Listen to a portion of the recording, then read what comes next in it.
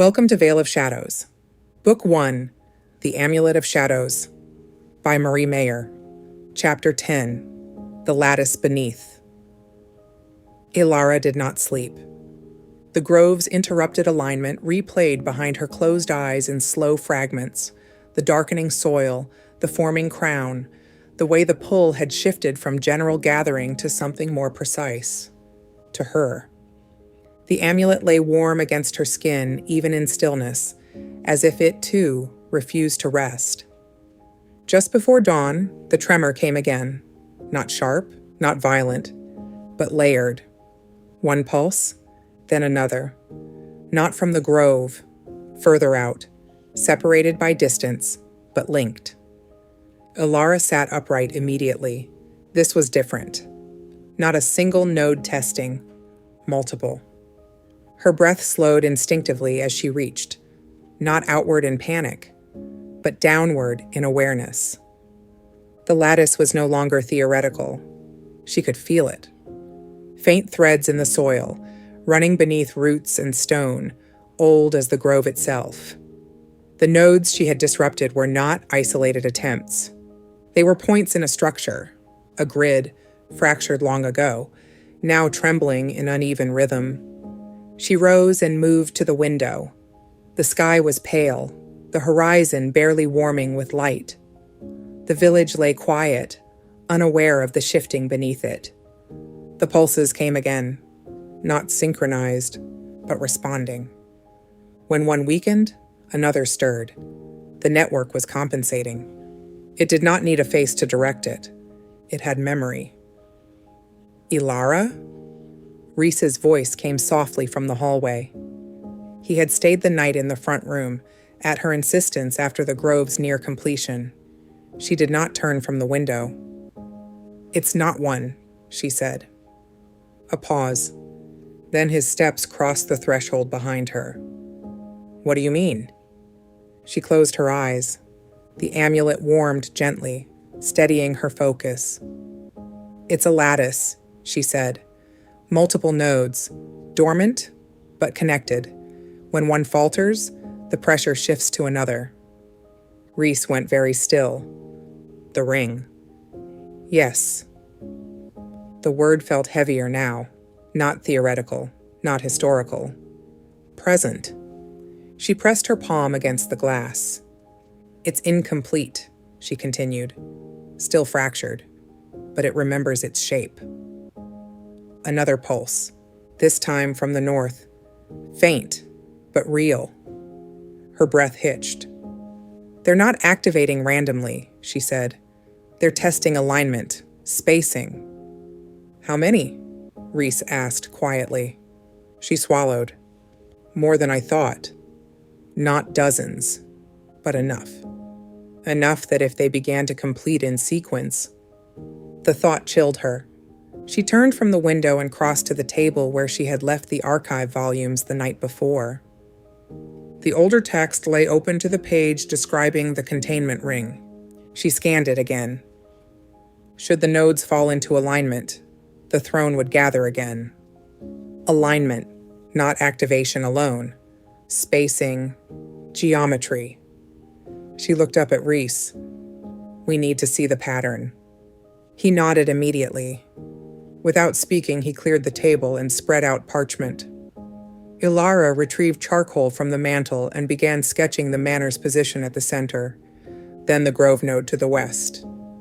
The river node, the eastern ridge where she had sensed faint pressure. She marked them carefully. Reese studied the layout. "They're not equidistant," he murmured. "No." She drew faint lines between them. A rough arc began to form, not a full circle.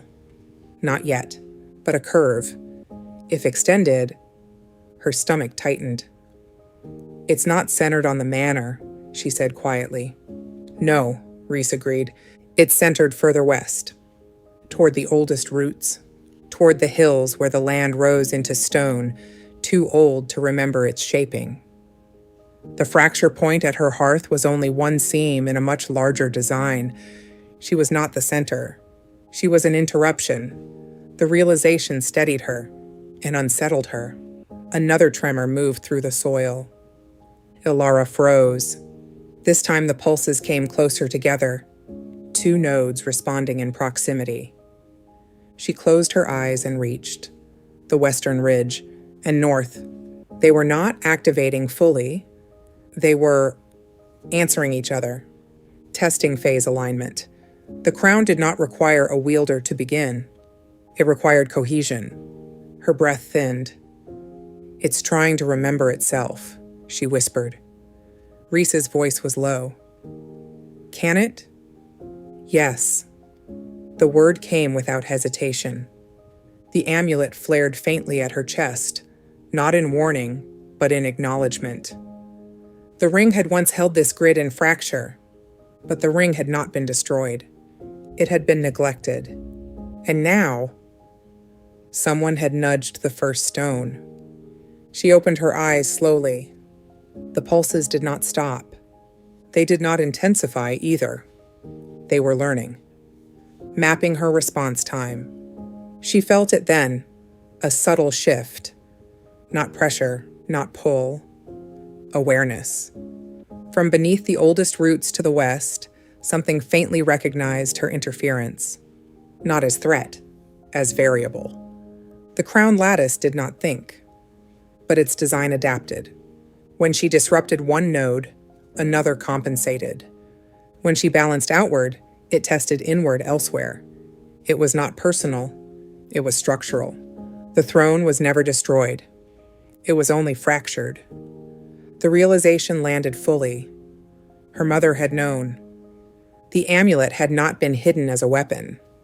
It had been placed as a counterweight to a system that might one day resume its own logic. And that day had come. Elara drew a slow breath. "We can't chase every pulse," she said quietly. Reese looked at her sharply. "What are you suggesting?" "We hold the fracture." His brow furrowed slightly. "If the manor sits on a seam," she continued, "and the amulet is anchored here, then this is the counterweight. If the lattice is trying to align outward, it needs a center to gather toward. And if you refuse to be that center, then it cannot complete." The words felt both true and fragile. Reese studied her face. "That assumes it requires you." She nodded once. "It probed me last night, not randomly, directly." He exhaled slowly. "It recognized the counterweight." "Yes." Silence settled between them, heavy with implication. If the crown lattice learned to bypass her, if it found a way to complete without her participation. She did not let that thought finish. The pulses beneath the earth shifted again, then gradually weakened. Not defeated. Testing concluded. For now. Elara stepped away from the table. The rough arc drawn in charcoal remained incomplete, its ends stretching toward unmarked land. "This isn't just about this grove," she said softly. "No," Reese replied. "It never was." The morning light strengthened at the window, pale gold spreading across the fields. Outside, a bird called tentatively. Then another answered. The surface world resumed its quiet rhythm. But beneath it, the lattice remained, dormant in parts, active in others, remembering its shape. Elara rested her fingers lightly over the amulet. Warm, steady, a fracture point, not a throne. She understood now what Book One's first battle had truly been. Not against a person, not against a spell, against reassembly. And reassembly did not require hatred. It required patience. The throne was not waking in fury. It was waking in sequence. Elara turned her gaze west once more, toward the hills beyond sight. Somewhere beneath those roots, a deeper fragment of the lattice had stirred when she interrupted its alignment. It knew now that the fracture was active again, and the next movement would not be clumsy. It would be precise. The amulet's warmth steadied her breath. The story will continue soon. Until then, the forest waits, and the balance holds.